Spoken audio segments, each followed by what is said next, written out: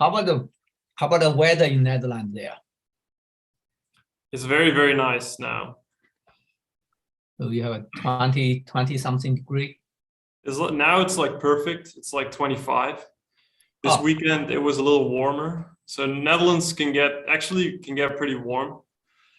Not like North Carolina, I think, but it can be like upwards of 30 Celsius, which this weekend was like 31 or so. Oh, it's a little too warm. hot, but now it's perfect right now. Nice. Yeah. Okay, Dan, it's time. Let's start. Okay. Hello. Good morning. Good afternoon and good evening. This is Paul Liu from NC State University. Welcome again to the World River and Delta System Source to Think webinar series. And so today we are very happy to invite Daan Beelen from Utrecht University come here to talk about the bottom current control geomorphology in the Abyssal Plain, is the deep sea basin. And basically very interesting is the desert of the deep. So this talk series is co-sponsored by NSF, NC State, Louisiana State University, State Key Lab, Estuarine and Coastal Research in Shanghai, and Utrecht University. So as always, before I introduce Dan, I will mention this is a number 120 talks since the August 2020. So that's a great byproduct during the pandemic. And all previous talks have been archived on our YouTube channel. So including this one is also recording now. Please feel free to use it as a great teaching and research resources. And at the same time, we also have a Source to Think Twitter account. We will announce all the talks, publication, all the kind of related news. You're welcome to follow us. And next Wednesday, we will have our last talk before the summer. So Professor Zhang Weiguo from East China Normal University will come here talk about magnetic mineral as a tracer for sediment transport from the Yangtze River to the sea. So after that, we will have a break in July. Then we resume our talk in end of August. So as I mentioned, Dan currently is an assistant professor, Utrecht University Department of Physical Geography. Before that, he graduated from Utrecht University, got a bachelor and a master degree. Then he got a PhD from Colorado School of Mines with advisor Leslie Wood, very famous, active, energetic professor. And his research, mainly on sedimentology topic, including tidal deposits, tidal street deposits, and deep marine deposits. This talk will involve summer Hawaiian bottom current and their depositional erosional nature in the deep ocean. So Dan, now I shift to you and you can share your screen. All right. Yeah, thank you very much for that introduction, Paul.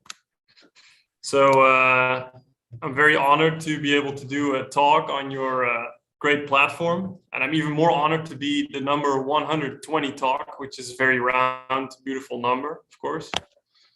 So my talk today is about not really rivers or deltas, which I suppose is the main theme in your webinar. But this is the true sink of all the sedimentary systems, which is the deep abyssal realm. And the talk is titled Deserts of the Deep because it sounds very cool. And I'll show you later that there's actually remarkable similarities between what's going on at the bottom of the ocean and the deserts underneath the air in the dry areas of the earth. Now, one of the reasons is that I think that this topic is going to become very important in the near future is because, of course, many resources are becoming more scarce. like petroleum is getting more scarce to find in economic deposits. So people are going to more challenging deep water areas. And of course, we're transitioning away from the petroleum, but moving into renewables, but that would involve batteries, electrical things like that, that will require more heavy metals, rare earth minerals, things like that. And those are also quite abundant in the deep ocean. So one example is these ferromanganese nodules that you see in the right of this slide, and it's an example of these quite rare minerals that are kind of getting depleted on the earth and are going to become very important to sustain this transition to more renewable things, right? Another thing that was in the news recently is Japan's first test of a machine that produces sustainable energy from ocean currents. And these are not really deep marine currents, but they're kind of intermediary currents. And it's kind of a pilot study to show that you can get reliable, consistent energy from ocean currents. And that could be another possible way to develop more sustainable electricity energy demands. So my talk is split up into 3 parts. I already practiced it one time and I didn't really finish the last part, so part 3. So I might not be able to get through the whole entirety of part 3, but that's not really a problem because I already gave a talk just a couple of weeks ago where I did just that part. So I'll show you a link on my slides where you can look at that presentation on YouTube, and then you can still finish the whole thing, right?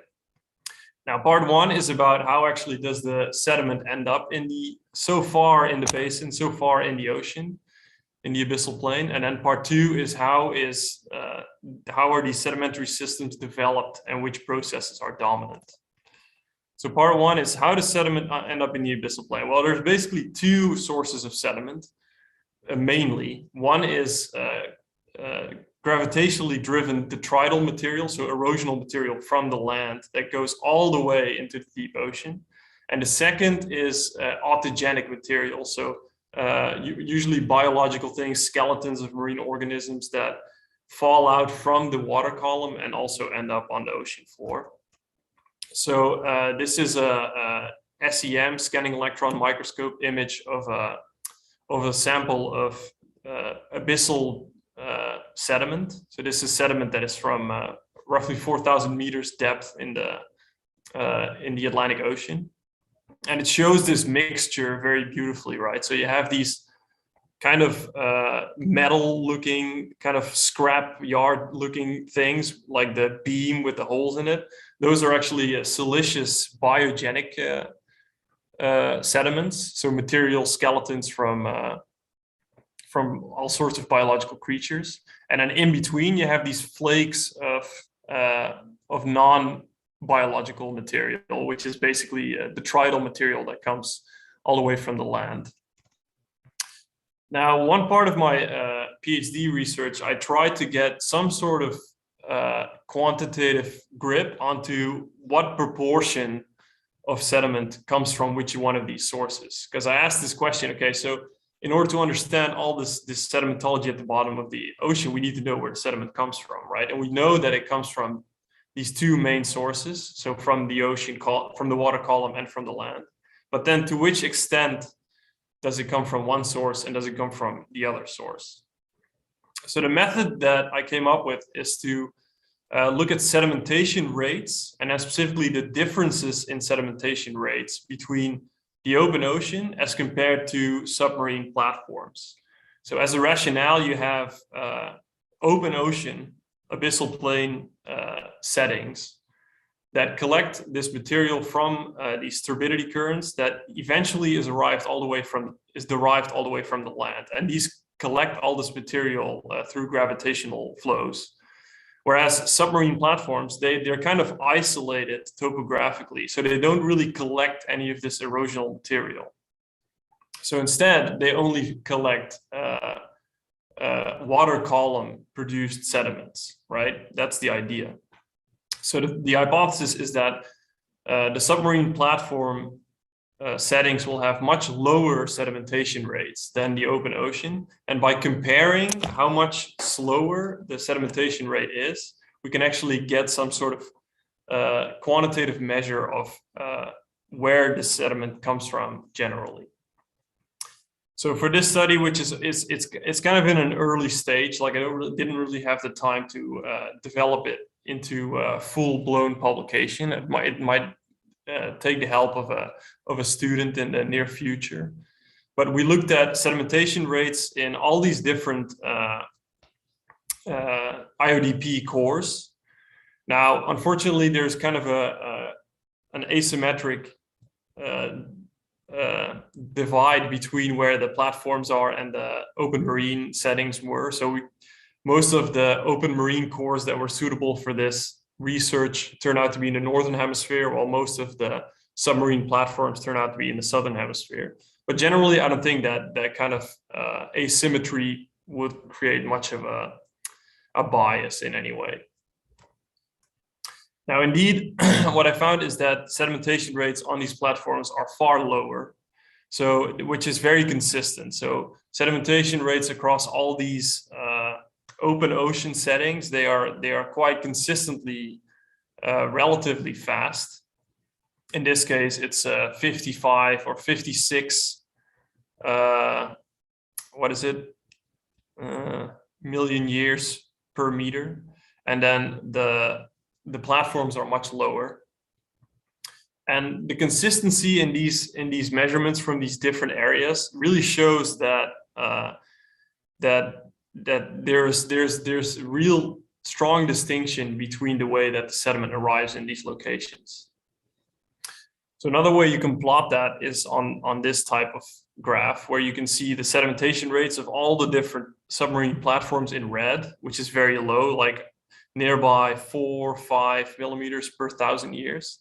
And then the sedimentation rates in the open marine settings are, of course, have a much wider distribution and vary between, let's say, 10 millimeters per 1,000 years up to 60 millimeters per 1,000 years. Based on that, I calculated that the vast majority of oceanic sediment, so abyssal plain sediment, actually is erosional material from the land.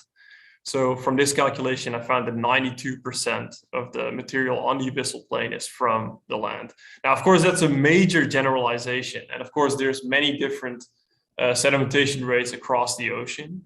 But what this does show with some degree of confidence is that the majority of sediment is brought in from the land to the ocean. And only a smaller portion is actually developed inside the ocean and falls out from the water column.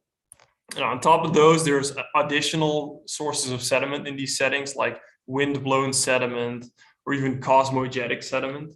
But those are actually so small in magnitude that they don't really compare with these other sediment sources.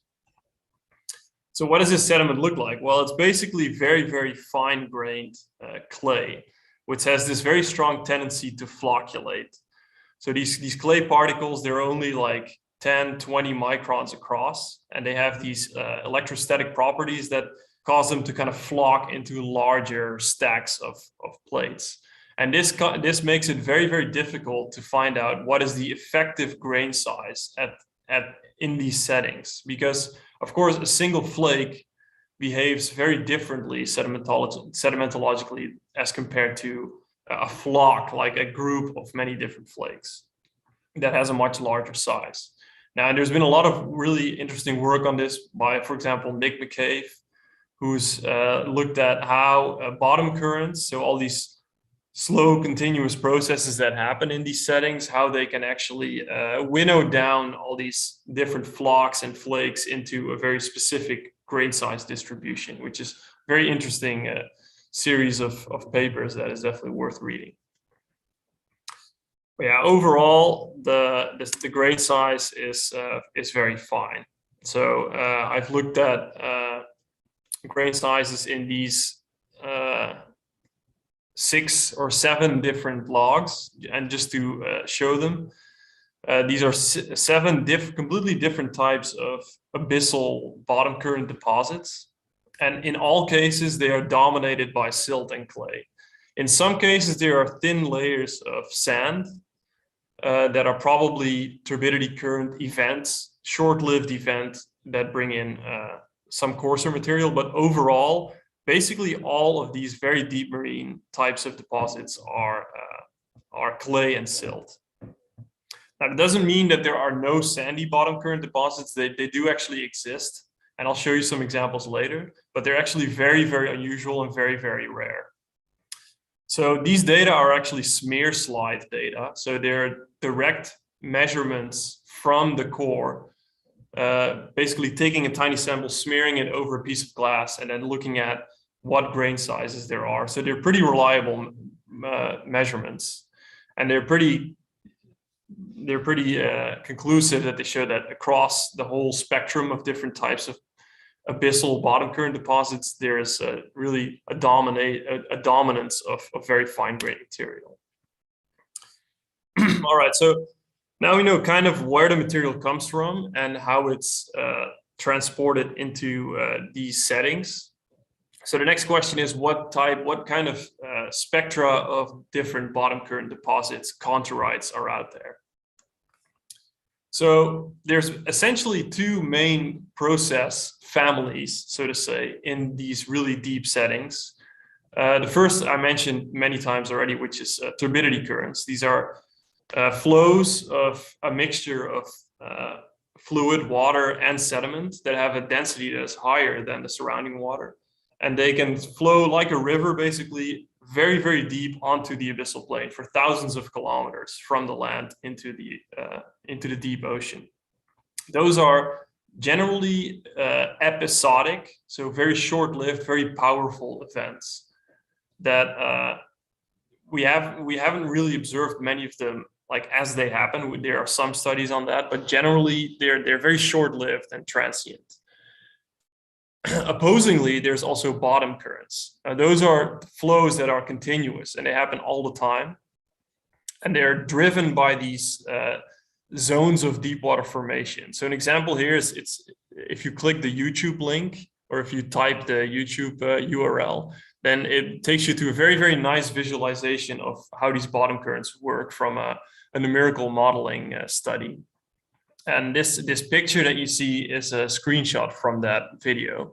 And it shows you an area of deep water formation near in the Southern Ocean, so near Antarctica, where preferential freezing of fresh water and cooling of water leaves behind very salty, cold surface water, which is denser than the surrounding water. And that basically cascades down onto the abyssal plain. And from those areas of deep water formation, it drives an entire worldwide conveyor of very slow, continuous bottom currents. And we'll see later that those have a very defining impact on what happens with the sediment that is sitting at these areas. So just to give you another good overview of the two dominant processes in the deep marine abyssal realm, we have on one side episodic, ignitive, as it's sometimes called, turbidity currents driven by gravity. They're very powerful, very short-lived. On the other hand, we have these continuous, non-ignitive bottom currents that are mostly driven by thermohaline circulation and are very weak, but never cease, right? They're incessant processes. I tried to make a diagram. There's a lot of very confusing terminology in this field. But overall, we have this distinction, right? We have turbidity currents on the right in yellow and then bottom currents on the left in blue. And within bottom currents, there is this concept of geostrophic currents. Geostrophic simply means that it's deflected by Coriolis force. So effectively wind, like trade winds, are also geostrophic currents essentially. And those within this concept of geostrophic bottom currents, we have thermohaline currents, which is what I explained earlier, which is believed to be the dominant process in this abyssal realm. There's also tides. Tides basically are of course dominant in coastal areas, but they're around all over the earth, also at the bottom of the ocean. So deep tides in some cases can get amplified and become pretty powerful currents at depth. On top of that, there's also abyssal storms, which are a little bit mysterious. They're probably related to surface meteorological processes. And on top of that, there's other miscellaneous processes that go on at the bottom of the ocean, like Mediterranean outflow water is a good example, which is a kind of a unique process where the evaporative differential between the Mediterranean and the Atlantic Ocean causes a constant movement of water from the Mediterranean to the Atlantic Ocean. So this diagram is kind of to show you the spectrum of processes. Now, this is an even more complicated diagram. So the spectrum of processes leads to a spectrum of deposit types. Generally, in sedimentology, we classify deposits based on their dominant process. So a turbidite is a deposit of turbidity currents. And that's shown again on the right. Within turbidites, there are also many other types of deposits, like channel deposits, lobe deposits, things like that, which are believed to be within the realm of these turbidity current dominated things. And then there's a whole range of different types of contorites, which are these bottom current driven deposits. Contorites are essentially synonymous to drifts. So those are two terms you hear very often, and they're basically synonymous. There's a lot of confusion as to sediment waves, which is a kind of a descriptive term that looks at literally waves of sediment that you see at the bottom. We'll talk about those later. And what there's another thing is that we have a family of mixed processes, right? So as explained previously, there's an interplay between turbidity currents and bottom currents, and that leads to a whole family of a whole continuum of processes in between those end members of what they call mixed systems. So this is a very nice diagram that shows different ideas of mixed systems. So on the left, you see turbidity currents interacting with contorites that are, so bottom current deposits that are already there. What you can also have is deflection of a turbidity current, or subsequent transportation of turbidity current material, right? Another diagram that kind of shows this spectrum is this one from my PhD thesis, where on the left you see a deep marine type of deposit that is entirely dominated by turbidity currents. So you'd have these channels, lobes, levees, everything is driven by gravity, basically. On the right, you have an abyssal dune field. We're going to see pictures of these later in the presentation. And this is the only real type of, or like one of the few types of systems that can form completely without any influence of turbidity current. So it's a pure contorite, so to say. It's a pure bottom current deposit. In the middle, you see this moat and drift type of system where the material is brought in from the land and then on its way to the bottom, and also after it's been deposited, has been deflected and moved by bottom currents. So that's somewhat of a mixed system, right? Now, personally, I don't really believe in the concept that these really powerful turbidity currents get deflected entirely by bottom currents, because the bottom currents are simply too puny. They're like centimeters per second. Typically, they're very weak. And these turbidity currents are very, very powerful, right? They're like an avalanche. And typically the entire flow direction of the avalanche is not really affected by the wind, right? It's a very weak continuous process that is affecting this very powerful episodic event. Now, what is important though is the deflection after the occurrence of the turbidity current. So we know from Stokes' settling law, which is a very old equation in sedimentology, that the settling velocity of the sediment is very closely related to the grain size. So sandy material that is contained within these turbidity currents, it tends to basically not really care about the bottom current regime at that time. It basically just follows the profile or whatever gravity is telling this flow to do. But as this cloud of material, which can reach heights of 100 meters, as this cloud of sediment is deposited into the water, the fine-grained components, like the clay components, they can actually take days to reach the ocean floor. So across that very long time span, there can be a significant deflection of the fine-grained material away from the main flow of the sediment. Right, so whereas the bottom currents are not really powerful enough to really push and deflect an entire turbidity current, they are sufficient to significantly deflect a portion of the sediment, typically the fine-grained portion. And so therefore bottom currents do have a major effect on what the eventual deposit looks like, but they're not really powerful enough to shove all this material, including all the coarse grained material, away from where the gravity is telling it to go. Right, and a perfect example of that is seen here, which is just west of Japan. So this channel is essentially controlled by turbidity currents. So it's a channel that funnels this turbid material across its course, and then as this cloud gets collected in the water column, the local bottom currents, they can actually move some of the finer grained material and then develop that finer grained material into these what they call sediment waves. So you can see these like ripple-like features just on the side of the channel. Those are developed into these features by the bottom current.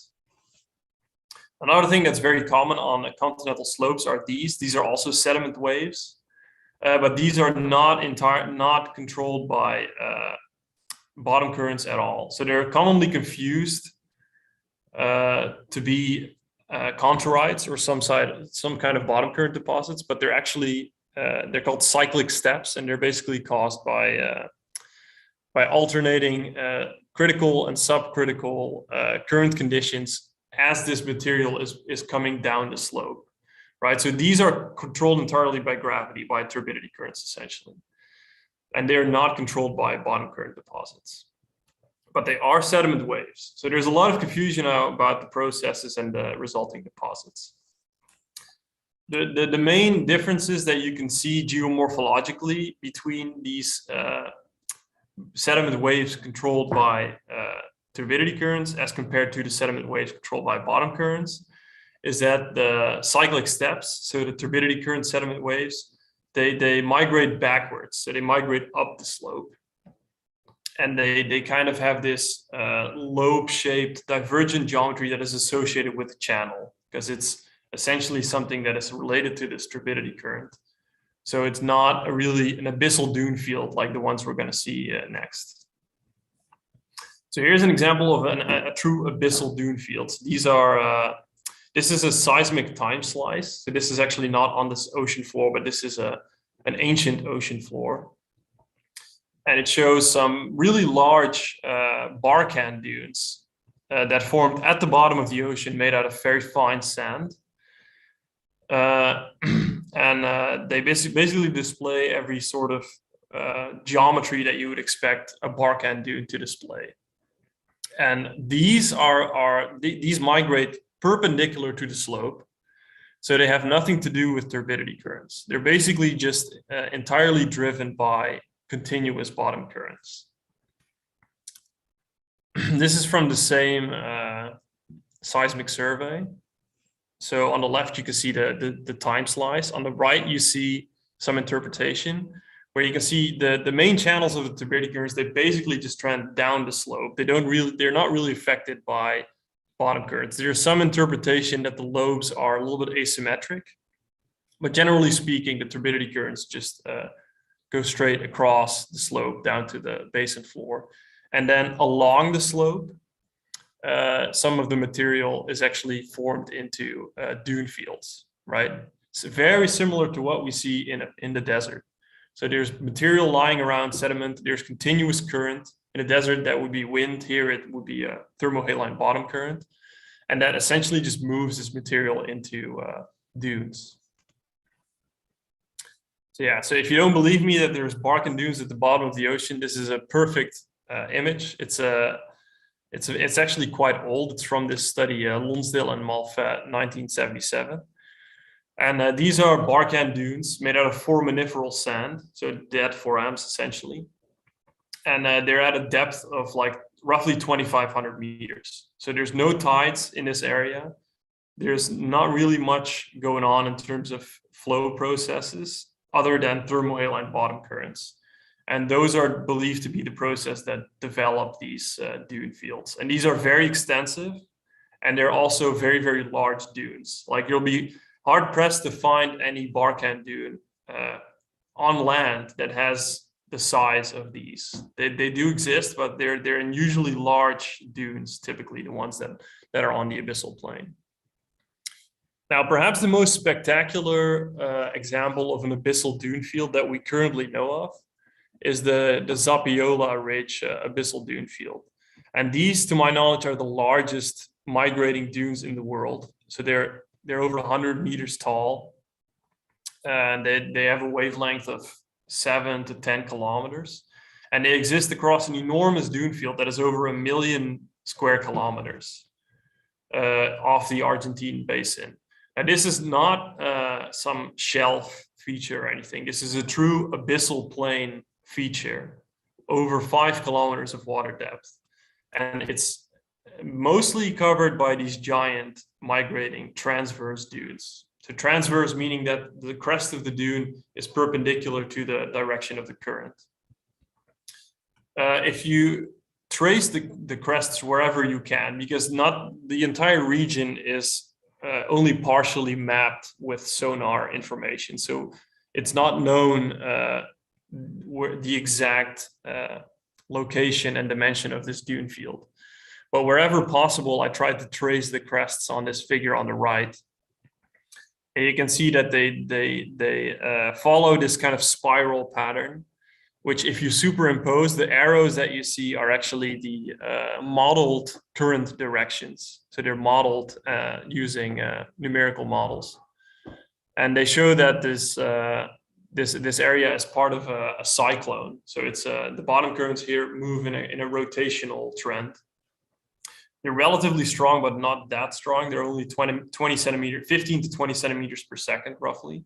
But apparently they're powerful enough to, over many millions of years probably, form these giant abyssal dune fields, right?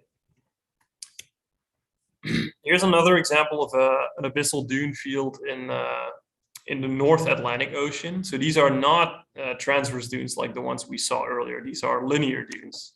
So instead of trending perpendicular to the current direction, they mostly trend along the current direction. There's actually some coincidence of linear and transverse dunes that you can see in yellow and white.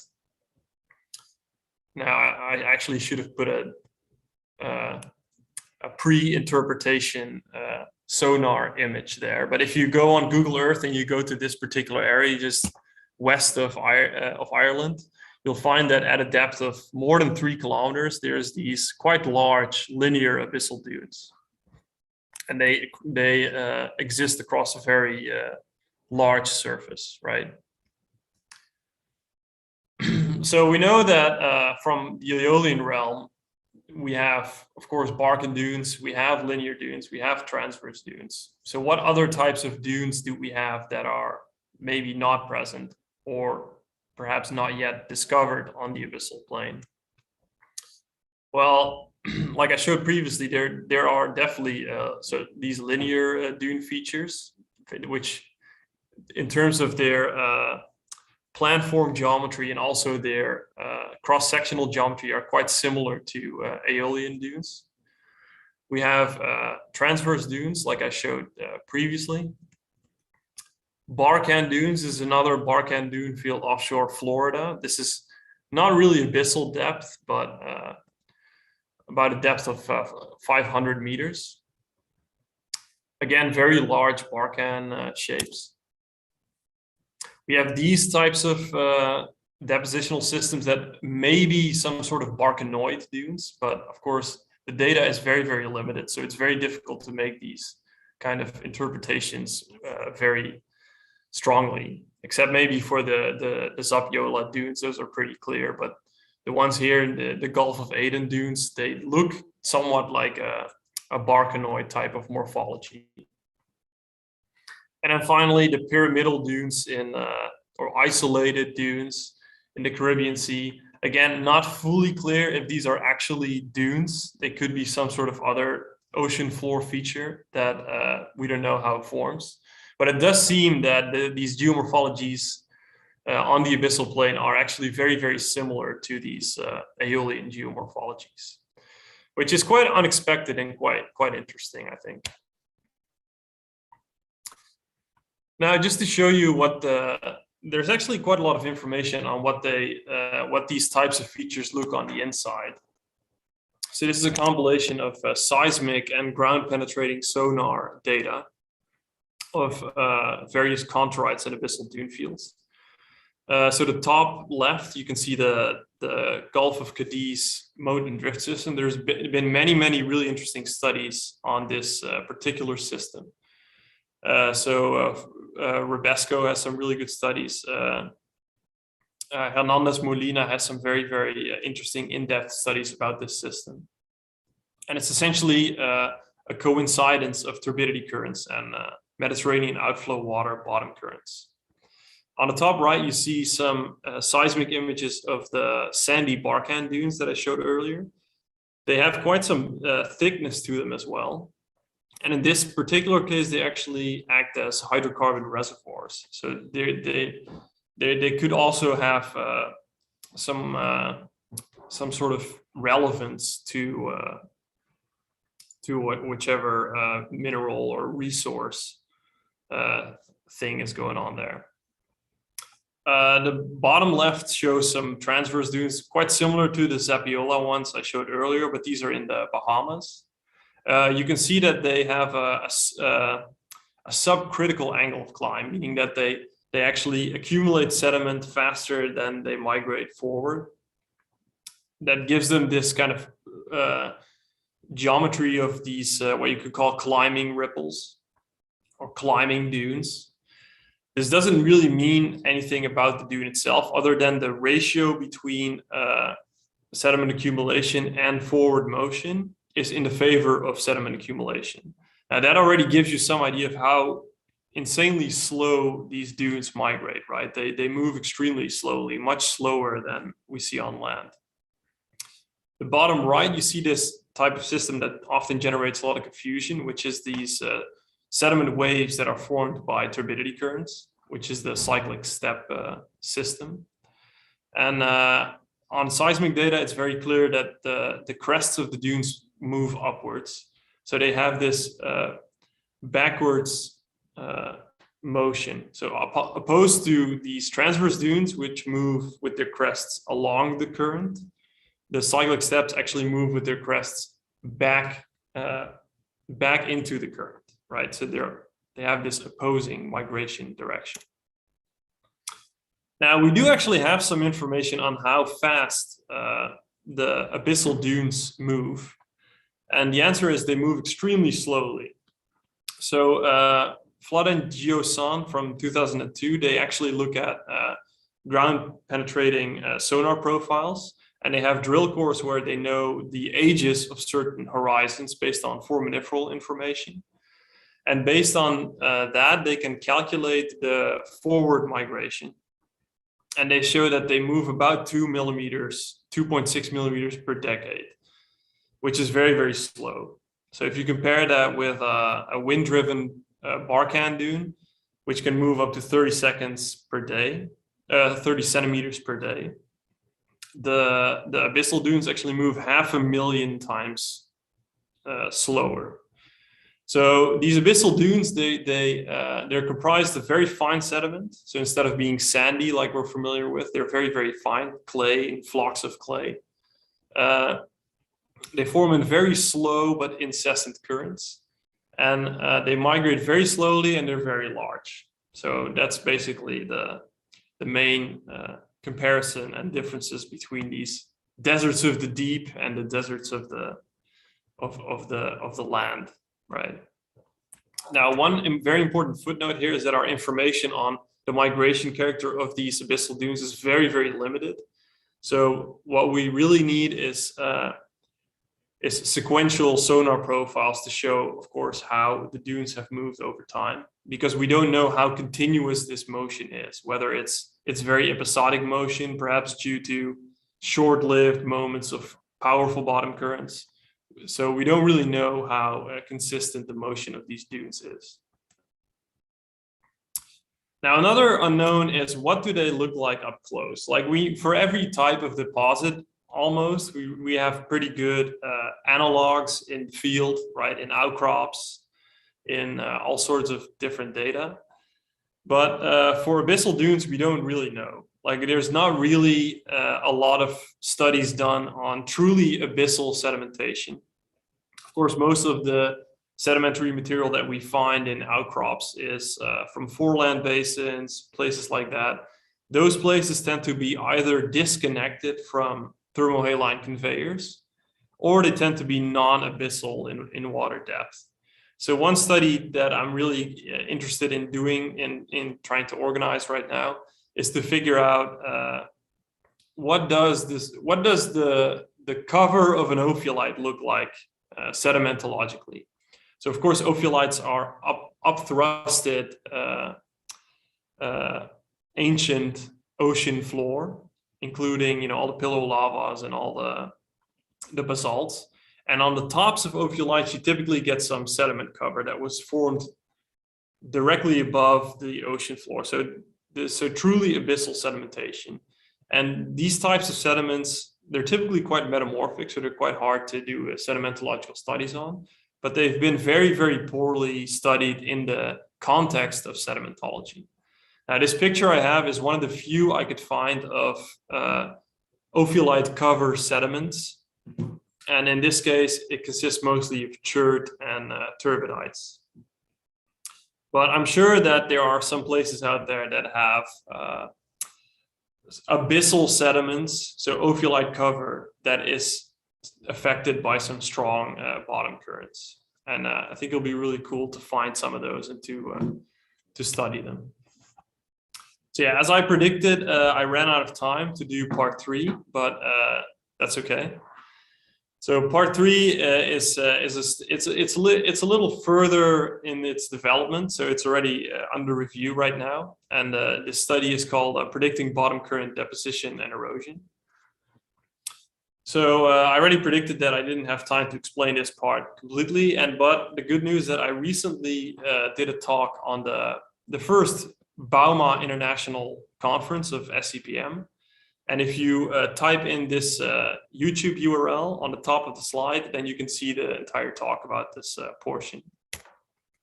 But generally what I did is I tried to set out to predict where bottom currents deposit and erode the ocean floor, where abyssal dune fields form, where they are unlikely to form, where bottom currents maybe are too powerful and actually erode the ocean floor.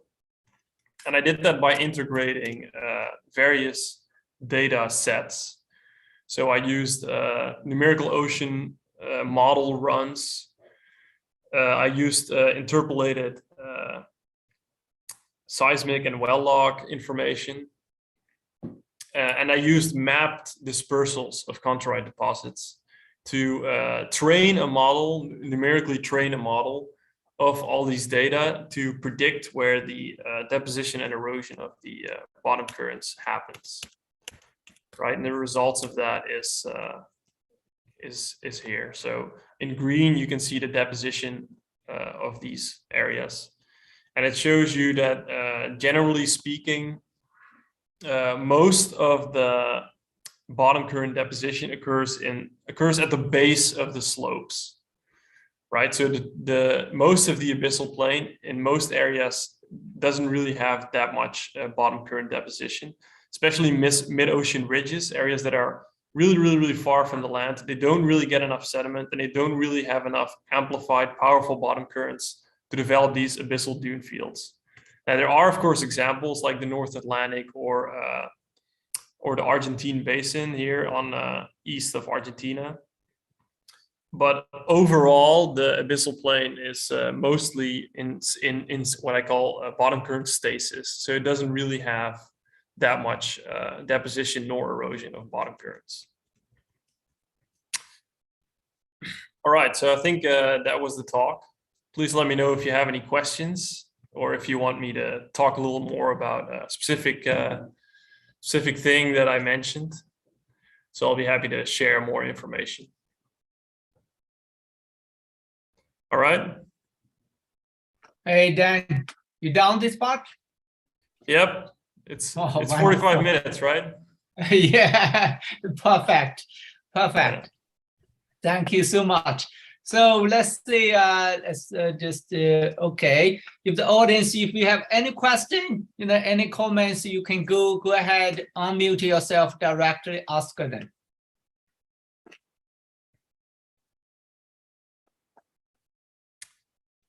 So that looks like this kind of, deposits, particularly the amazing sea, that kind of a deep sea, that kind of like a dune-like, mega dune-like, in that 2,000, 3,000 meters, almost every margin, almost.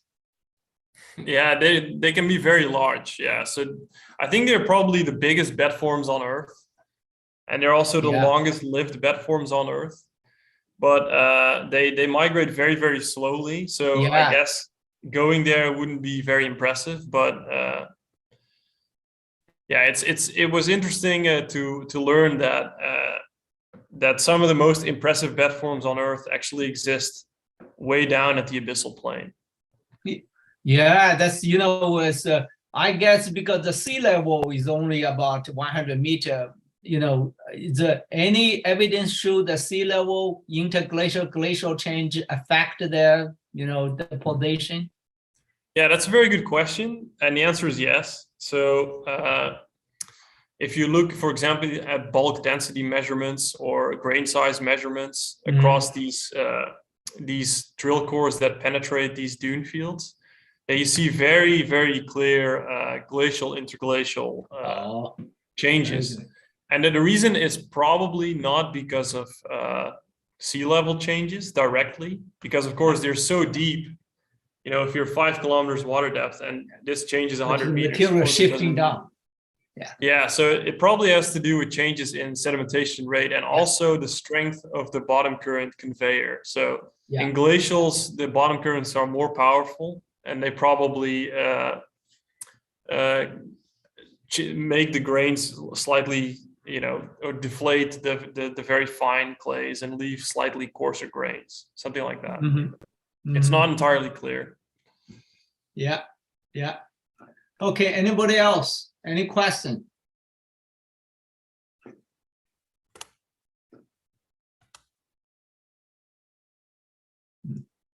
Actually, the South China Sea, we see particularly the northern slope, and the current carry a large amount of material coming down from Taiwan, and also form a big kind of bed forms on the slope, the deeper ocean. Yeah, so it's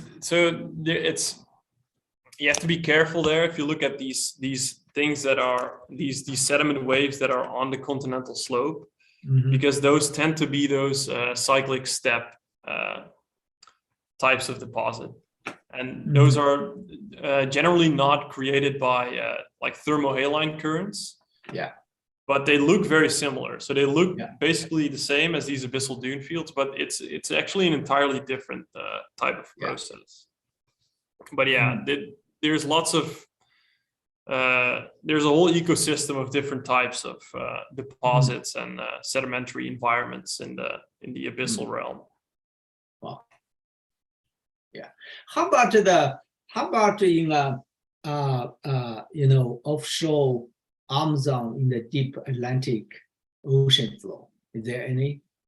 Yeah, so the North Atlantic is one of the famous areas where there's a lot of these giant elongate drifts or abyssal dune fields. It's not completely clear why exactly they formed there. It's perhaps just the right amount of sediment supply and shear stress. Yeah. But there's a whole ecosystem, linear dunes, transverse dunes, probably lots of Barkhan dunes. The thing about these Barkhan dunes, they're quite large, larger than Aeolian Barkhan dunes, but they're still too small to be picked up by most sonar surveys. So there's probably like whole fields of bark dunes all over the ocean that have not been discovered because only 20% of the ocean has been mapped to any sort of reasonable resolution. So yeah, there's probably a lot more to discover in terms of this type of research. Sure. Okay, that's very, very great. So anybody from the audience? Any audience? Any? Yes, Dan. Hey, you all right, Dan? Oh. Hello. Yes, I'm good. Yeah, I have two questions. So the first one. one. Daan, it's you. Yeah, you're Dan. So the first one, what is the difference between contour current and bottom current? Because I see a lot of papers like they use contour current or bottom current. Are they different? So the second one is like in your example showing the Barchan dunes, right? Some of them are parallel to the bottom current flow direction, and some of them like perpendicular. So I'm thinking, is it possible that like some local current regimes, for example, internal waves in seawater will influence the seafloor morphology? Is that possible? Yes, definitely, yeah. So I tried to explain it a little bit in the beginning that there's a lot of confusing terminology. And again, contour current, bottom current is a little bit confusing sometimes. Because typically in sedimentology, we have, for every type of deposit, we have a dominant process. So tidal light is formed by tidal currents. Turbidite is formed by turbidity currents. So a contourite doesn't follow that definition. A contourite is called a contourite because it follows the contour lines on the bathymetric maps. So in order to kind of complete that scheme of terminology, people called coast parallel bottom currents, they started calling them contour currents, which, I guess you can do that. But in essence, I don't think there's a true difference between contour current and bottom current. Most contour currents are probably thermohaline driven geostrophic bottom currents. So, and for the second question with the Barchan dunes, most of the abyssal Barchans that I see travel along with the flow, just like in aeolian systems. I haven't really seen any that move perpendicular or so to the flow of the bottom current. But you're completely right to say that the process regime in this area is quite enigmatic, right? So there's thermohaline processes, and then there's deep internal tidal processes, abyssal storm processes, and all of these interact. So it's very, very difficult to say that, okay, everything that goes on here is thermohaline bottom currents. It's really a difficult interaction of deep marine processes that remains a little bit mysterious so far. Yeah, thank you for the great questions. Thank you, Dan. That looks awesome. I mean, that huge Barchan dune is even larger and taller than Big Ben. It's like 400 meters, is it? That's I think it's like 120 meters or so. Oh, I see. Yeah, but they're pretty big. Yeah. Yeah. Nice. Thank you, Dan. Thank you. Thanks, Daan. Anybody else? So Hi, Dr. Daan. Yeah, sure. Xing, go ahead.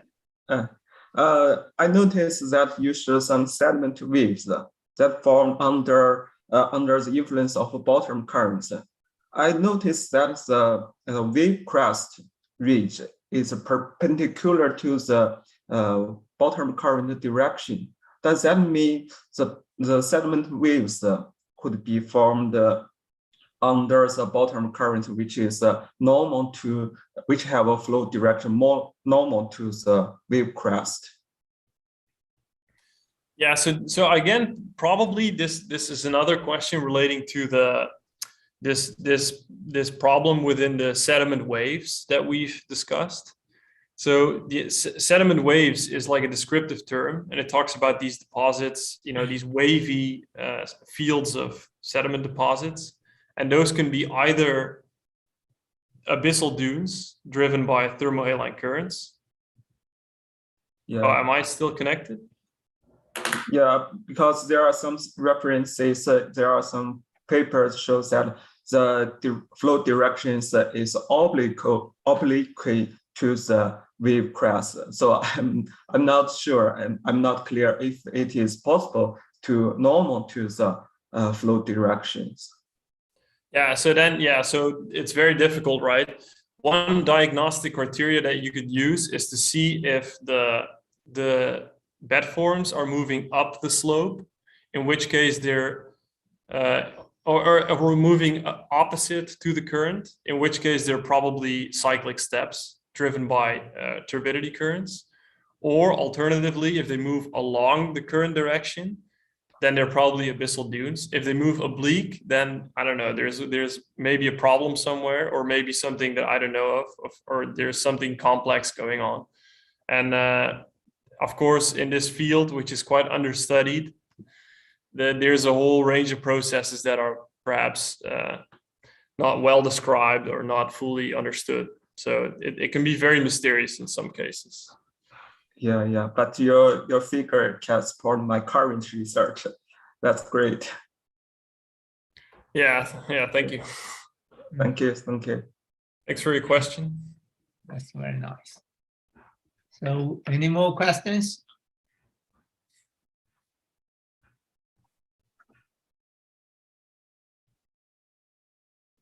So if not, I think thank you again, Dan.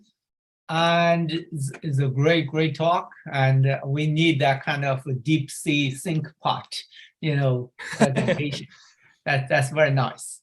So if not, we can try to stop here. So thank you everybody and for your coming. And okay, thank you. But okay. Thank you. Bye-bye. Thank you very much. Yeah. Thank you. See ya.